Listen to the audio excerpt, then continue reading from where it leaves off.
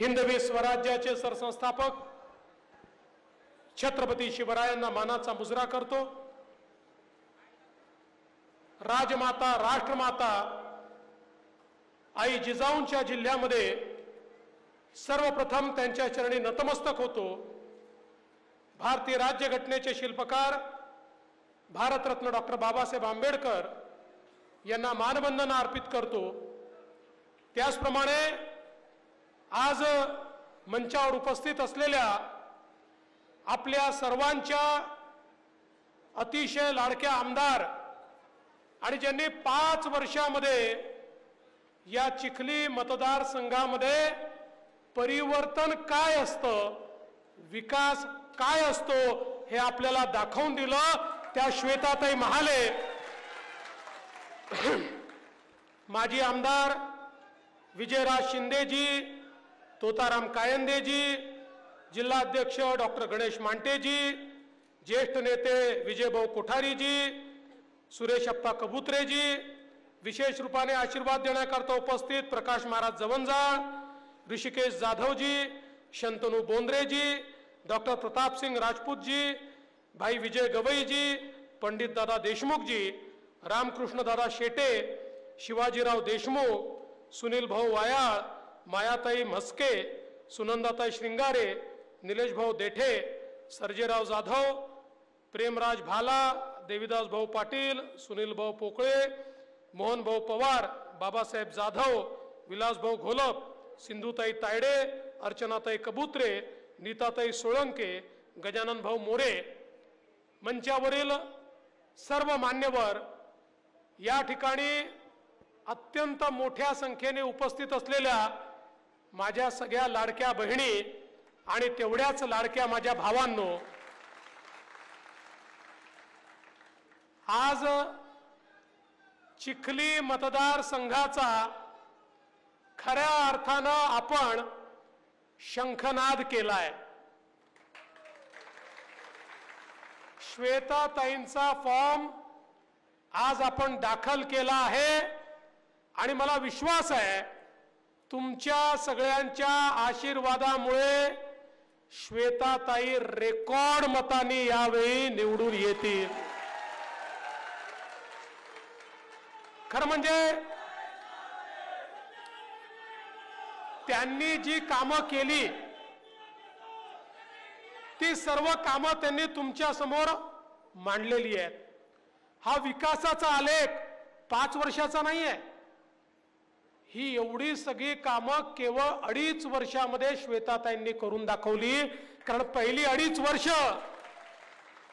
अडीच वर्ष काँग्रेस महाविकास आघाडीचं सरकार हे केवळ अन्याय करत होतं, विकासाकरता फुटकी कवडी देखील देत नव्हतं। पण काम करणारी जी मंडळी असते ती कधी थांबत नाही, त्यामुळे श्वेताताईंनी त्या काळामध्येही मोठा संघर्ष केला।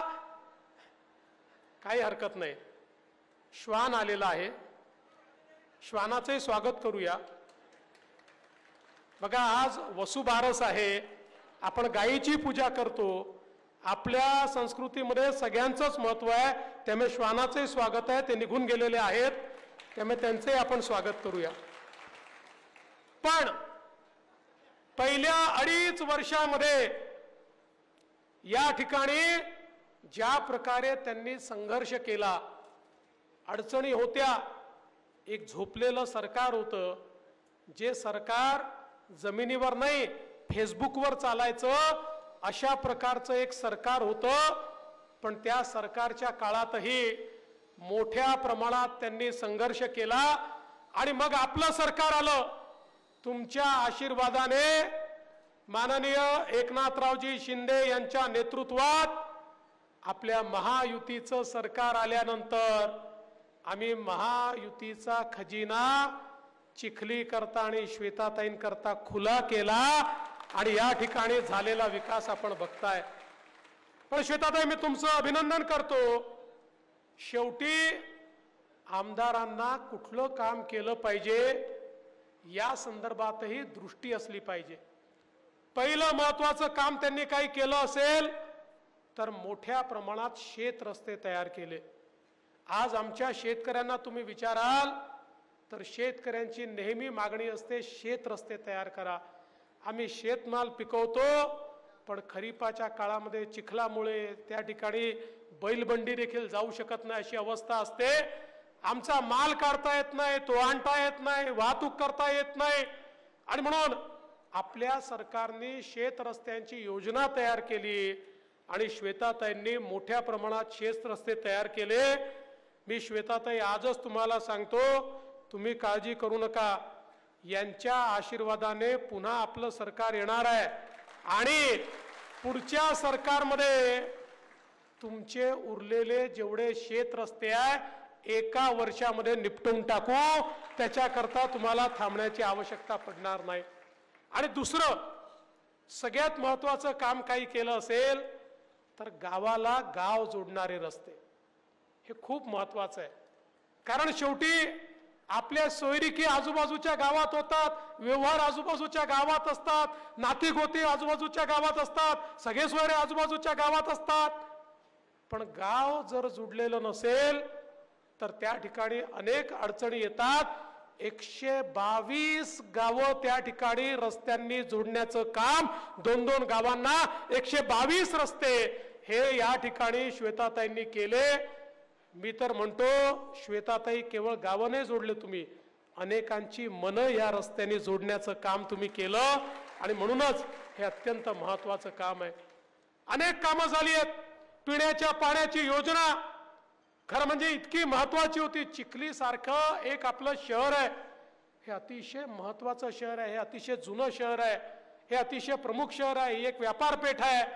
अशा शहरामध्ये 7-7 दिवस पाणी नाही, ही जी अवस्था होती त्याच्यावर मार्ग काढत आज 135 कोटी रुपयाची योजना झाली. मला विश्वास आहे 5 वर्षांनी जेव्हा या ठिकाणी मी आलेला असेल त्यावेळी चिखलीच्या प्रत्येक घरामध्ये अतिशय मुबलक अशा प्रकारचं पाणी असेल. कोणीही पाण्याची तक्रार चिखलीमध्ये करणार नाही अशा प्रकारची योजना या ठिकाणी तयार झाली आहे.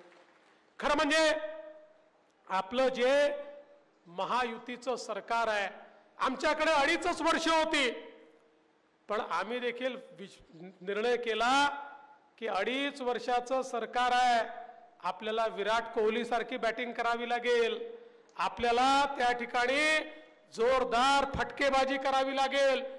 2.5 वर्षामध्ये आपल्या सरकारने घेतलेले निर्णय बघा.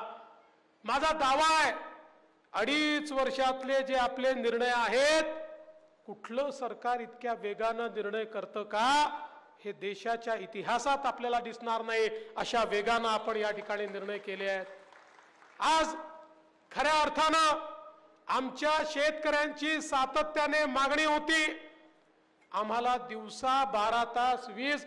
आपले माननीय खासदार आणि मंत्री महोदय प्रतापराव जाधव या ठिकाणी आलेले आहेत, जोरदार टाळ्यांनी त्यांचं स्वागत करूया.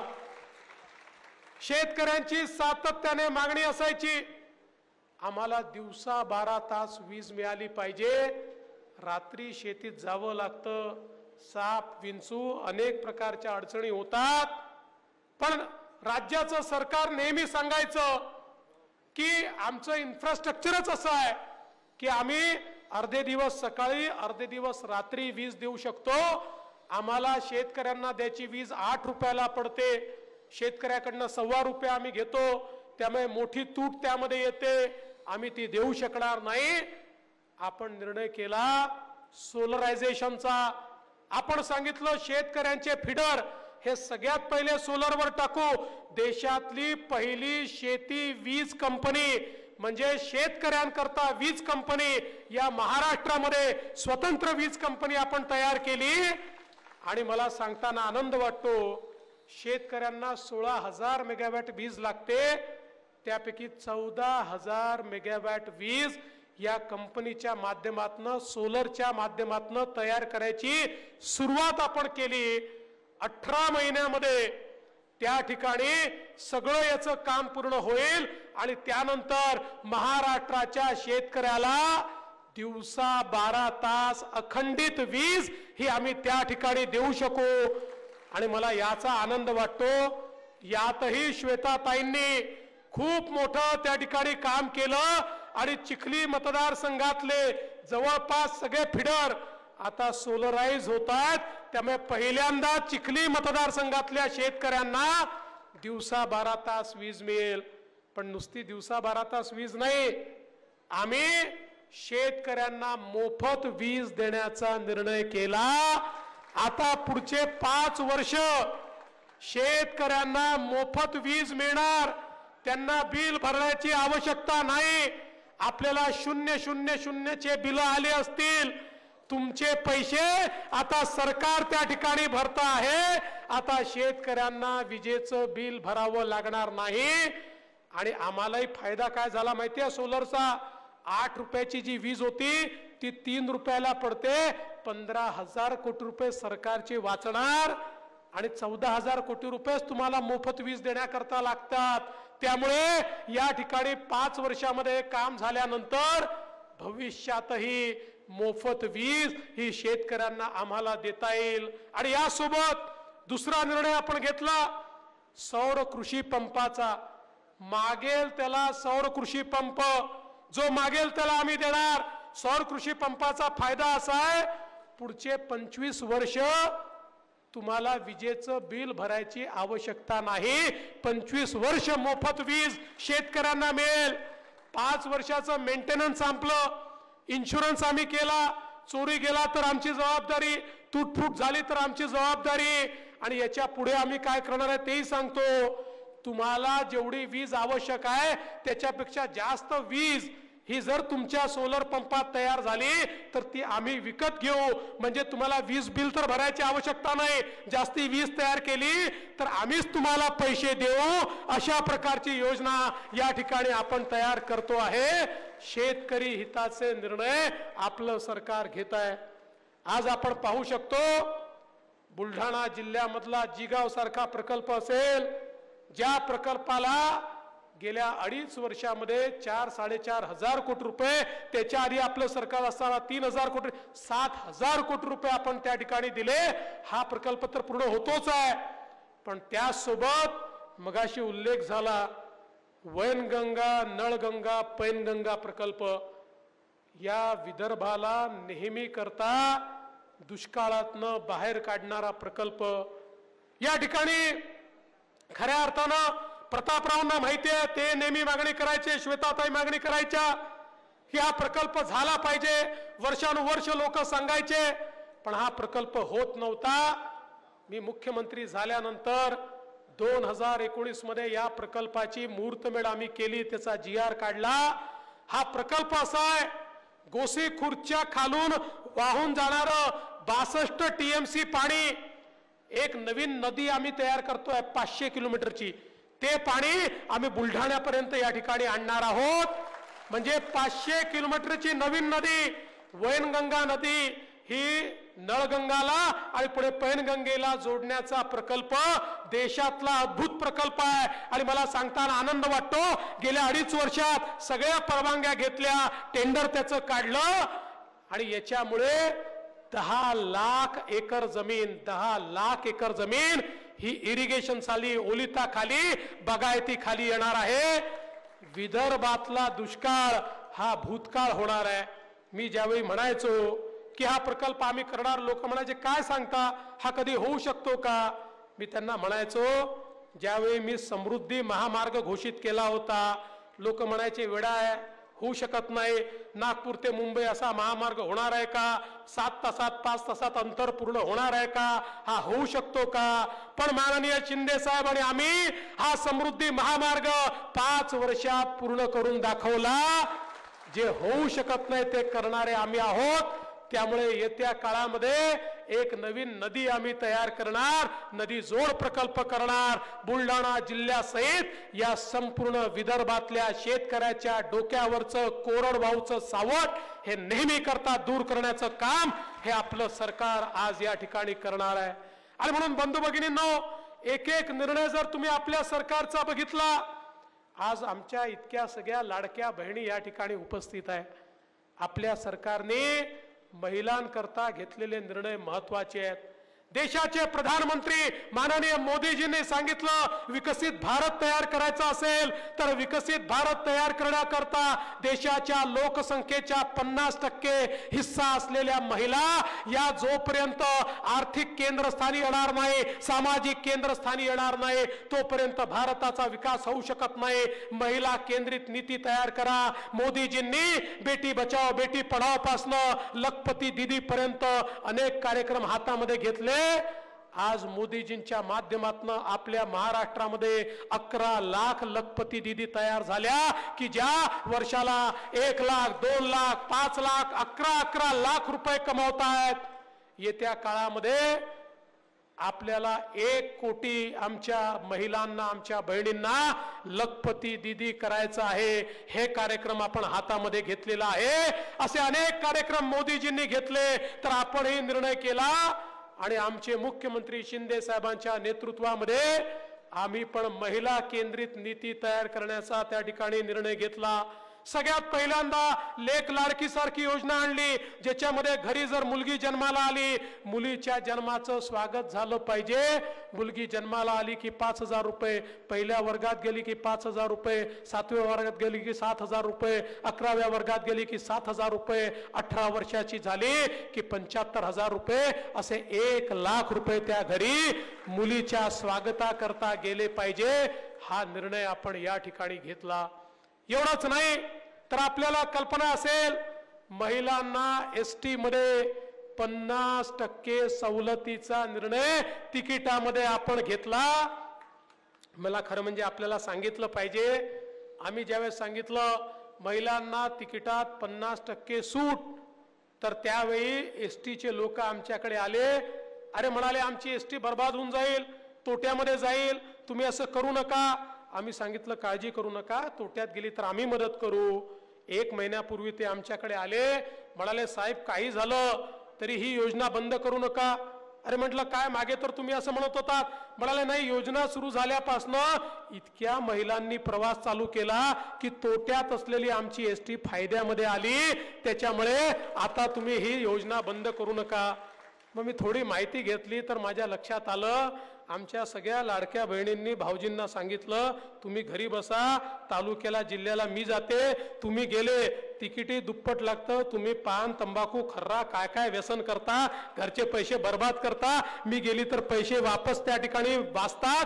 आणि म्हणून आमच्या बहिणीच आता काम करू लागल्या आणि भाऊजींना त्यांनी घरी बसवलं, त्याच्यामुळे एसटी फायद्यामध्ये आली.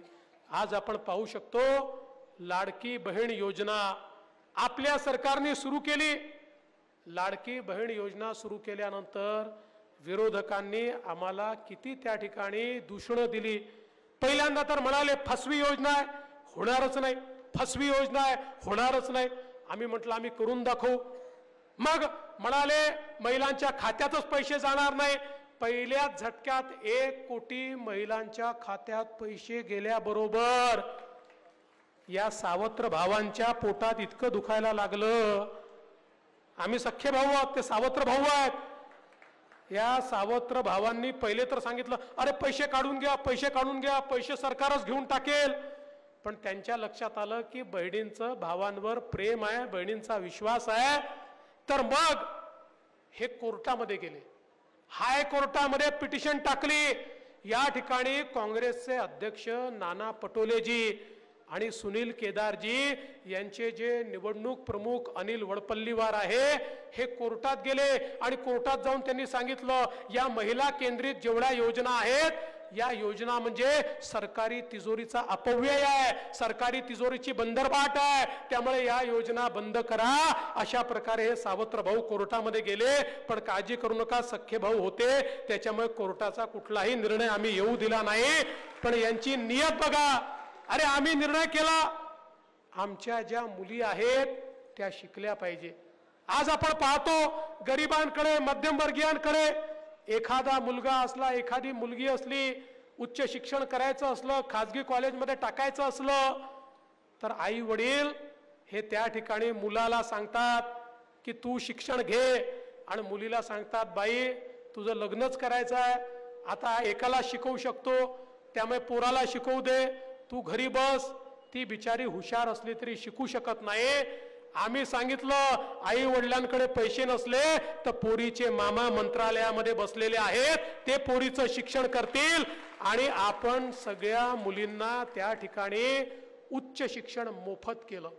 आज 1 लाख फी असो, 2 लाख फी असो, 2.5 लाख फी असो, डॉक्टर असो, इंजिनियर असो, त्या ठिकाणी मॅनेजमेंट असो, सगळ्या कोर्सेसमध्ये खासगी कॉलेजमध्ये देखील आमच्या मुलीला मोफत शिक्षण आम्ही देण्याचा निर्णय केला. आज आपण पाहू शकतो मुलींच्या चेहऱ्यावरचं हसू. आणि मी तुम्हाला निश्चितपणे सांगतो, जे मोदीजी सांगतात की विकसित भारताची वाट ही महिलांच्या माध्यमातूनच त्या ठिकाणी तयार होणार आहे, हे करणारं आपलं या ठिकाणचं सरकार आहे. आणि म्हणून मी आपल्याला एवढं सांगण्याची या प्रयत्न करतोय की सातत्याने एकीकडे समाजातल्या विविध घटकांकरता आम्ही काम करतोय. आज आपण पाहू शकतो, आपण समाजामध्ये जे गरीब घटक आहेत त्यांच्याकरता महामंडळं तयार केली. आज ओबीसी समाजातल्या अनेक जातींची महामंडळं तयार झाली. आज आमच्या ओबीसी समाजाकरता मोठ्या प्रमाणात आपण त्या ठिकाणी महाज्योतीची निर्मिती केली.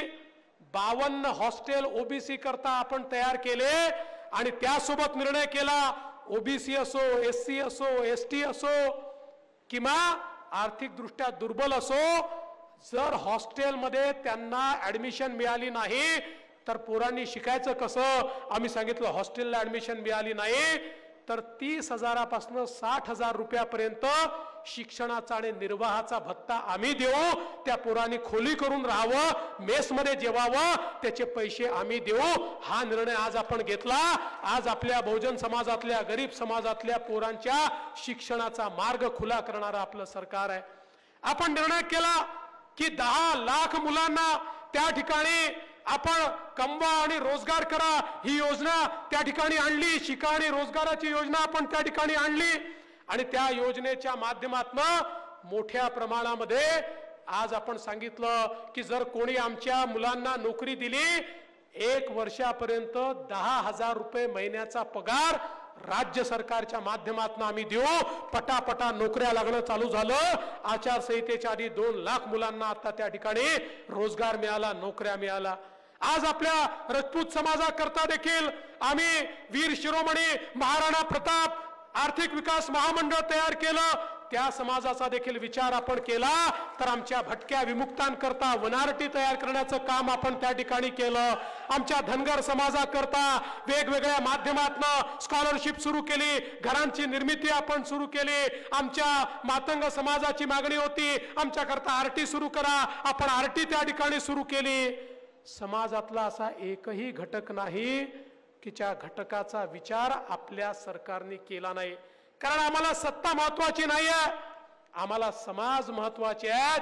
जेव्हा सगळ्यांचा विकास होईल त्याच वेळी आपल्या देशाचा, आपल्या राज्याचा विकास होईल. विकासामध्ये कोणी जरी मागे राहिलं तरी आपला विकास होऊ शकत नाही. आणि म्हणून आपण या ठिकाणी अनेक अशा प्रकारचे निर्णय घेतलेले आहेत. मी आपल्याला एवढीच विनंती करण्याकरता आलो आहे. खरं म्हणजे मी जर सांगत राहिलो तर अजून 1 तास वेगवेगळ्या प्रकारचे निर्णय हे मी आपल्याला सांगू शकेन. पण मी आपल्याला एवढंच सांगण्याकरता आलो आहे, आम्हाला प्रामाणिकतेनं तुमच्याकरता काम करायचं आहे, आम्हाला गतिशीलतेनं तुमच्याकरता काम करायचं आहे. अरे 2.5 वर्षाचं सरकार मागचं तुम्ही बघितलं, ज्या सरकारने महाराष्ट्रातले सगळे प्रकल्प रोखण्याचं काम केलं होतं ते स्थगिती सरकार आहे आणि हे गतीचं सरकार आहे. गतीचं सरकार हे तुमच्या जीवनामध्ये परिवर्तन घडवण्याकरता या ठिकाणी आलेलं आहे आणि म्हणून तुमचा आशीर्वाद आम्हाला महत्वाचा आहे. अरे श्वेताताईंसारखी एक आमची बहीण जिने 5 वर्षामध्ये परिवर्तन काय असतं तुम्हाला दाखवून दिलं आणि श्वेताताईंचं अभिनंदन या करताय की आमची बहीण त्या ठिकाणी विधानसभेमध्ये गेल्यानंतर मुकी झाली नाही. त्या ठिकाणी अनेक आमदार जातात, बोलतच नाही, प्रश्न मांडतच नाही, पण श्वेताताईंनी पहिल्या स्टर्म मध्ये त्या ठिकाणी उत्कृष्ट संसदपटू सारखा पुरस्कार प्राप्त केला. हा पुरस्कार प्राप्त करणं सोपं काम नसतं. उत्कृष्ट भाषणाचा पुरस्कार प्राप्त करणं सोपं काम नसतं. त्या ठिकाणी अनेक प्रकारचे जज बसून हा निर्णय करतात. पण त्यांनी ज्या प्रकारे या मतदारसंघाचे प्रश्न मांडले त्यामुळे त्यांना हा पुरस्कार मिळाला. अरे तुमची उमेदवार अशी आहे की जिला यापूर्वीच विधानमंडळानंच ठरवलंय की चांगली आमदार आहे, अशा प्रकारची आमदार पुन्हा एकदा तुमच्या या मैदानामध्ये उतरलेली आहे. मला असं वाटतं आईसाहेब जिजाऊ साहेबांचा जिल्हा आहे. आईसाहेब जिजाऊ साहेबांच्या जिल्ह्यामध्ये एखादा लोकप्रतिनिधी कसा असावा तर तो आमच्या श्वेताताईंसारखा असावा. आणि म्हणून तुमचा आशीर्वाद महत्वाचा आहे. तुमच्या आशीर्वादानं पुन्हा एकदा या ठिकाणी आपण जर आम्हाला निवडून दिलं तर मी आपल्याला सांगतो, जे जे आपण या ठिकाणी निर्णय घेतलेले आहेत ते निर्णय अधिक जोमानं पुढे नेऊ. आज आम्ही रुपया देतोय तर त्यापेक्षा जास्त देण्याचा प्रयत्न करू. पण दुर्दैवाने निर्णय चुकला आणि सावत्र भाऊ आले तर काहीच मिळणार नाही. त्यामुळे योग्य निर्णय घ्या. या ठिकाणी श्वेताताईंचं कमळ आहे आणि सोबत महायुती आहे. आपली शिवसेना, आपल्या अजितदादांची राष्ट्रवादी, आपली रिपाई, आपले वेगवेगळे घटक पक्ष या ठिकाणी आहेत. या सगळ्या घटक पक्षांचा पाठिंबा श्वेताताईंना आहे. तुमचा आशीर्वाद द्या एवढीच विनंती करतो आणि माझं बोलणं संपवतो. जय हिंद, जय भारत.